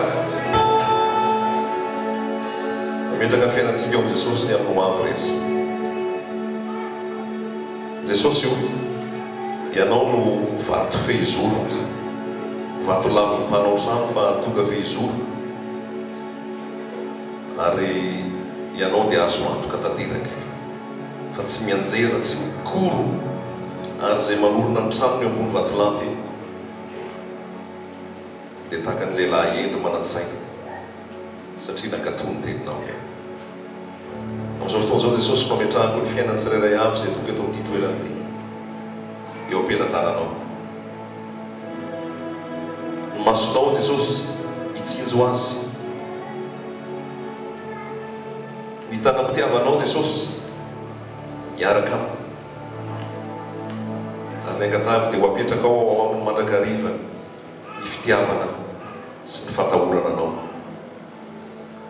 Jesosy ianao no angatahako hiaro azy amin'ny ratsy na mivoaka na miditra izy dia ianao momba azy. Tovy aminy teninao hoe momba azy mandrakariva ianao mara-patonga ny fataperany zao tontolo zao. Petraka aminao tokantrano tsirairay avy, ianao no ivony zany tokantrano zany, tokantrano anaty fiadanana, anaty fahasambarana, anaty firaisan-tsaina, anaty firaisam-po, anaty fankatiavana, tokantrano anjakanao tanteraka Jesosy malala. Asa maisina tsy anankely, tsy anany fahefana, tsy anany anjara, fa ianao no ametrahana ny fiainany tsirairay avy. Petraka aminao ny herinandro vaovao ho an'ny olona rehetra, na inona anjara asa, na inona anjara asa, na miasa izy na tsy miasa izy, na efa misotro ronono ao tokantrano izy, na mianatra izy, na inona ataony dia petraka aminao izy amin'ny tontolo herinandro iny, hitanam-pitiavanao momba azy, anambina azy, hitarika azy, hitahiry azy, ary hitahy azy ianao Jesosy. Ampaherezo mandrakariva, ampaherezo mandrakariva, ampaherezo mandrakariva, hibanjana anao sy hijery anao, ary hitoky anao amin'ny zavatra rehetra. Izay fikasana tsara rehetra ao anatiny dia ianao nantanteraka izany. Izay rehetrarehetra mila vahaolana ao anatin'ny fahaterena dia ianao no mahany zany Jesosy. Izay rehetrarehetra ao anatin'ny fitadiavana zavatra ilaina, ianao Jesosy manome.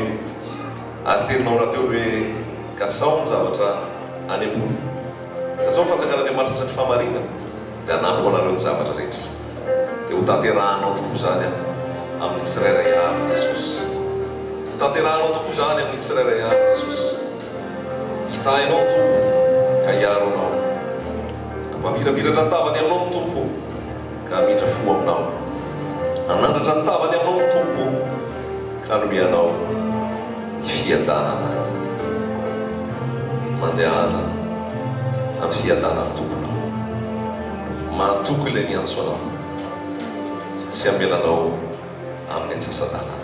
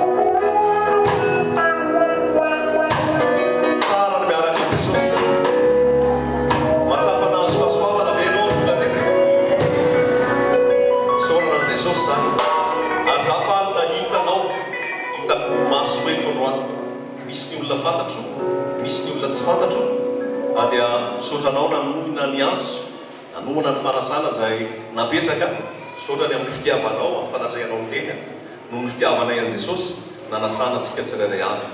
Ty eto amin'ity farany ity ny zavatra anankiray izay tsy mifampiresahana fa mba te anasany dadatoa manasa mba ankety anoloany aty zay atao hoe solotraiko amin'izao fotoana satria raiko efa lasa fa dadatoa manasa raha tsy mba manasa zay zokony dada tonga manatrika an'izao fotoana zao ihany koa dia manery ahako any mba miantso amin'ny dadatoa ankety anoloany aty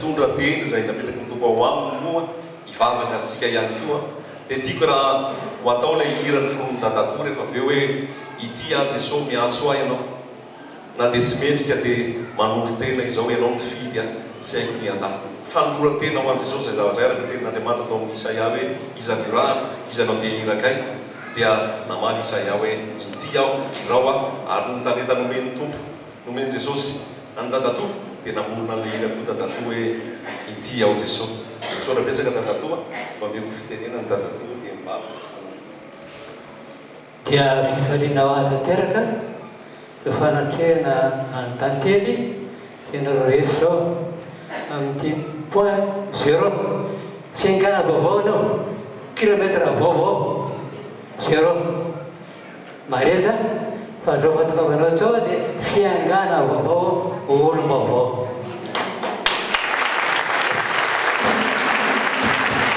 dia mitovany zanakao fanandimby anarany reto koa lasy dada ianao maromaro tantara mareza ary tsara vavaka raha taona tao vavaka ho an'olona rehetra mare zanaka torifitra tantara mba hondena Madagasikara ity Jesosy miantso ahy ianao hira noforoniko tokateo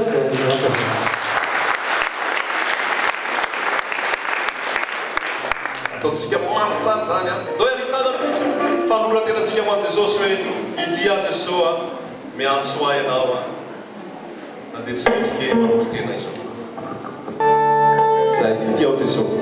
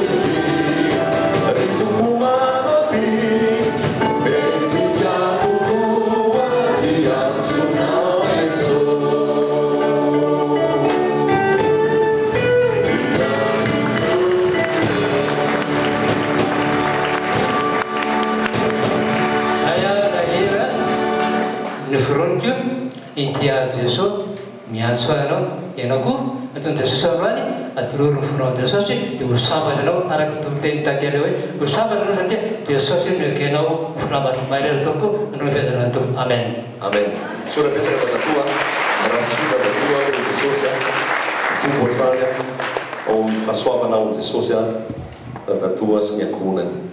Dia zay ny fotoanantsika androany zany isaka lahady misy fotoana fampianarana eny Mobao akaiky ny lalana makany amin'ny Bianco iny amin'ny androany misy hoe vila manomeny soa zay. Raha ny fahitantsika ny toerana dia mety miteritery raha nisantsika rehetrarehetra fa dia apetraka amin'ny tompo azy mbola fomba hitariany indray misy fampianarana eny isaky ny alahady amin'ny sivy ao anatin'ny fahalalana ao anatin'ny fahafahana ho azy meketaeta ho azy maniry manarika an'izany. Ny ankoatran'izay toriteny dia mandeha isaky ny alahady ao amin'ny manterve amin'ny 8:30 maraina dia famerenana ny alakamisy maraina amin'ny 5 sasany.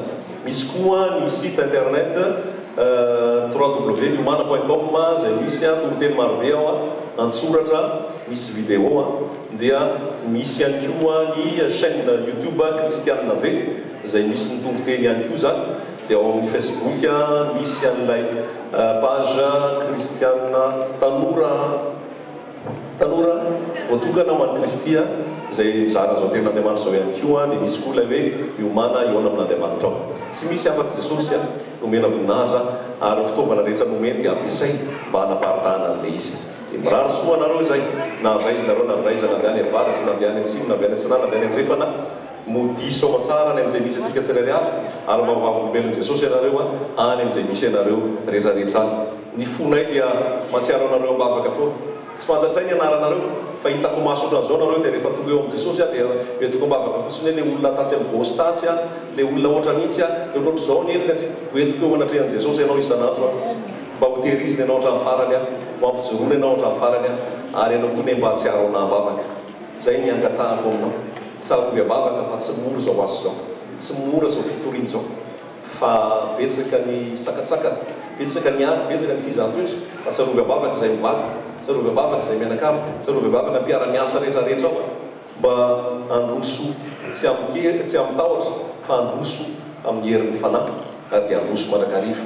Raha sitrapo ny tompo amin'ny taona ho avy volana janvier dia isy fitoriana fampianarana indray mandeha isan-kerinandro eto amin'ny ville ao Analakely ao efa misy toerana omeny Jesosy atsika dia ampianatra ao tsika indray mandeha isan-kerinandro ny ora ny daty dia mbola ny andro dia mbola hotenenina aminareo fa ampitaina aminareo tokony tahaka ny nafantaranareo an'ity fotoana ity ihany hoe aiza le izy ho an'ny olona rehetrarehetra io tsy hanavahana an'izaniza ny avaizana avaiza fa ny tanjona dia ny ekipenanao mba tena halala tsara ny tenin'Andriamanitra ianao dia hijoro tsara ho an'i Jesosy ianao any amin'izay rehetrarehetra alehanao any. Fa tsy mety koa raha mizara tenin'Andriamanitra aminao zay mametraka anao amin'ny fanjakan'Andriamanitra na ao amin'ny fanjakan'Andriamanitra zay nefa ianao tsy ho tezaina am-panahy avy eo dia lasa misy zavatra tsy ampy. Raha mbola afaka ataonay koa olona mampianatra sy mitaiza amin'ny ara-panahy dia mbola ataonay foana zay maimaimpona voninahitry Jesosy. Amen. Dia zay ny fotoana zany sotranao matsiaro ambavaka anay sotranao ny amin'ny fanohanana ny asany amin'ny bavaka sy izay fanohanana tamin'ny endriny rehetra nataonao natafy tanyity fitorian'ity androany zava-dehibe fa raha nanao zao azy zao zay lazaiko anao fa betabe ny sakana betabe ny sakana na teo amin'ny fahasalamana zany na teo amin'ny fitaovana zany zavatra betabe tena eninao mihitsy hoe misy opposition efa marina fa Andriamanitra dia miasa amin'ny fomba magaga tsy takatra antsay.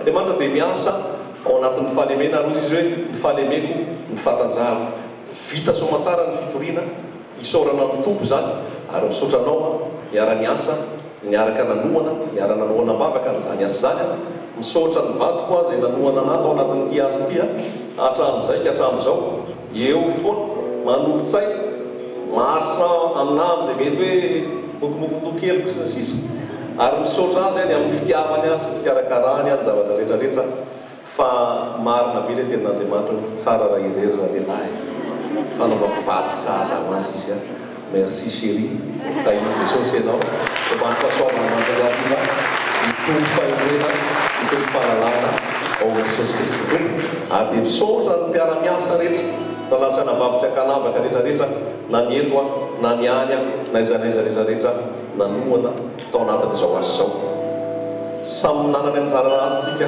fa ny anankiray dia Jesosy nitambarantsika nafahana nanao an'ilay asa zay zava-dehibe zay dia afaka miravitsika andeha zay iry zay hoe ray anoanya ahitanao a Jesosy isan'ireo raisinao aza dio zay rendez-vous zay raha tsy mihoana sontsika dia ny rendez-vous atsika eny amin'ny raha lanitra satria Jesosy avy dia akatsika dia eny ny rendez-vous hoe aitsika le tao ampiaka zéro ianao le tao ampiaka zéro ahitanao a iara-iakana amin'ny Jesosy ray anoany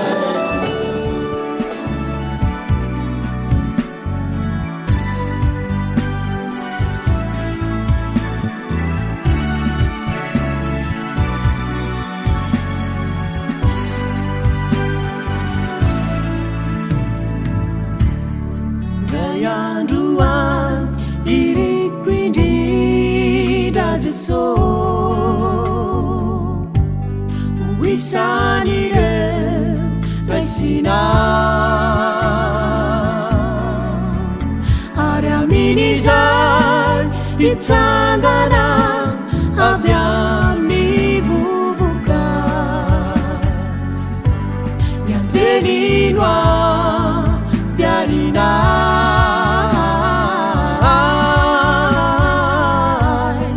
Aryandaini Tanaku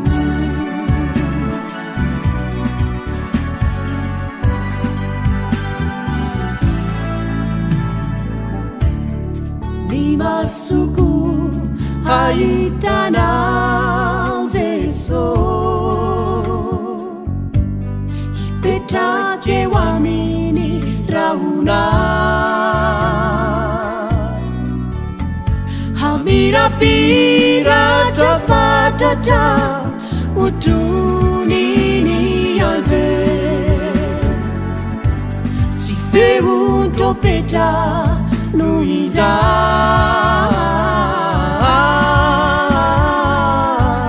Manaitire uzai Milwana